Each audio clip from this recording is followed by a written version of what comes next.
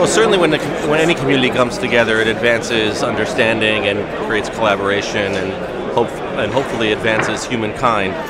But what we're really seeing here is a clash between 20th century thinking and 21st century hopes and dreams.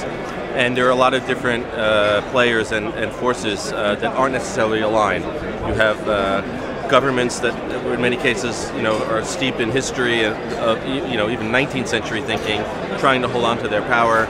You have private companies that are managing what we think is the public internet, but it's really a private internet. We have civil society groups that are trying to get their voices heard on the stage, have yet to be invited. There aren't enough women. There aren't enough people from poor countries. I mean, but there are people who are representing them here. So when you have so many disparate interests and they all come together, it's a good thing. The question is whether or not the leaders of the so-called free world will listen to any of the advice, any of the comments here, and actually take actions that will empower more citizen engagement, more citizen involvement, more distribution of wealth in the world through information.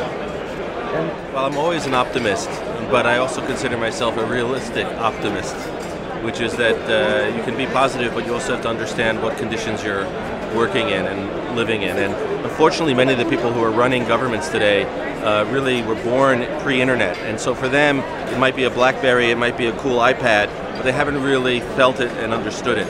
I learned this during the Egyptian Revolution, the recent Egyptian Revolution, that when Vodafone shut off the internet because Mubarak had insisted that the internet be shut off, that you can shut off the public internet, but you can't shut off the internet public.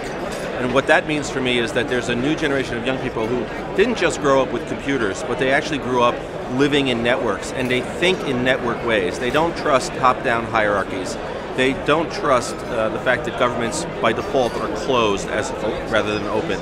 They look to connect with each other laterally, and now they're beginning to connect with each other across borders, across the planet, faster than their governments can connect with them. And so that is a force that is very, very powerful, and it's one that governments don't quite understand. And I'm afraid, even though I'm an optimist, I'm afraid that government's reaction to this, because of WikiLeaks, for example, or because of the arguments over copyright, that the government may impose rules and regulations that will be worse than the disease. And so it's important that we come together as a community here, understand the different perspectives, form opinions that we can share, and fight for what we think is the best solution. Without that conversation, we have nothing. There may, in fact, be a period of time in humanity where we are going to take a step backwards because there will be too much regulation and too much of an attempt by hierarchical agencies, whether they be governmental or private, to take control over the internet. On the other hand, technology is invasive and is continually innovating. In fact, I know of an organization that's working to build what's known as freedom boxes, which allow people self-powered to connect their own sort of mesh network, connected box to box, without relying on the incumbent telcos or the cable companies to deliver service, and not relying on electricity that would be generated from a government source in order for free information to be able to flow.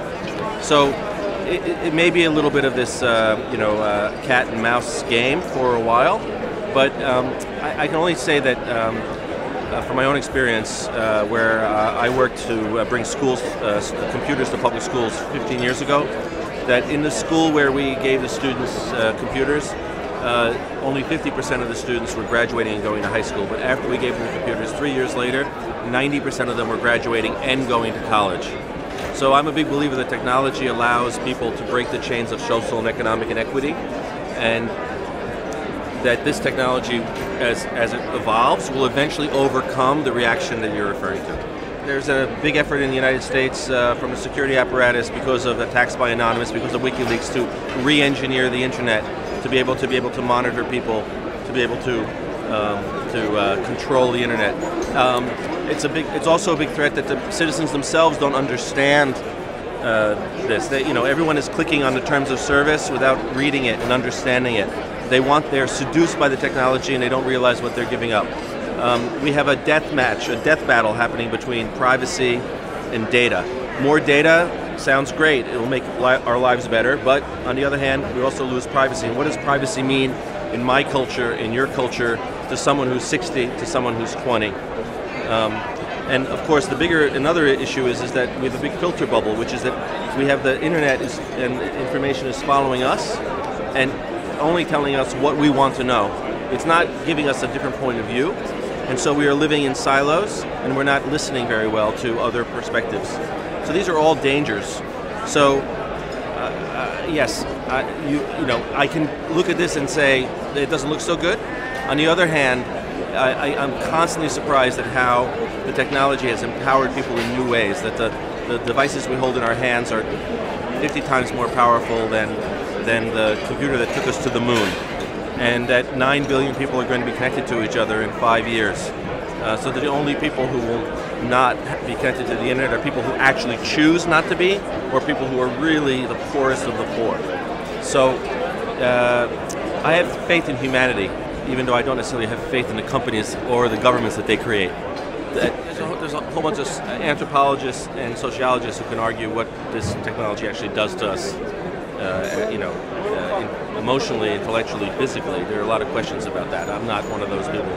But I will argue that, I will agree with you that that the issues that we are facing are not actually technological, they're anthropological. And that the technology is moving faster than government can understand it. That companies are not taking responsibility for uniformly serving the public the same way, and that citizens themselves are unaware of the consequences of their use of the technology. You can always see examples, what happened in Egypt or in Tunisia, for example. We see this kind of reaction. Even Wikipedia's power to be able to use the network to drive attention, whether you like it or not, it's very powerful. But I can tell you this: I run a conference in New York called the Personal Democracy Forum. It's now in its 8th year, and when we first started, we only had 200 people.